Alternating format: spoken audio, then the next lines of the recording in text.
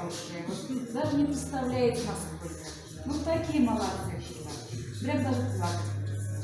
Удивление, умиление. Ну, молодцы, умиление. Вы продержались на этой работе, проработали же.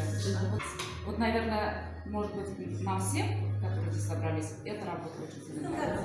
А в этот раз мне Наташа звонит на домашний телефон, представляете? Поэтому я домашний телефон еще не включила. Вдруг мы кто-то еще общается. И вот Наташа говорит, ты меня... Как там Наташа представилась? Узнала ли, что там? Я не помню. Наверное. В общем, ты же слушала. Она спросила, узнала меня или нет, наверное. Голос узнаешь, спросила? Письмо, да? Вазима написала. Вазима написала, да. Да. У родителей письмо лежало. 15 минут.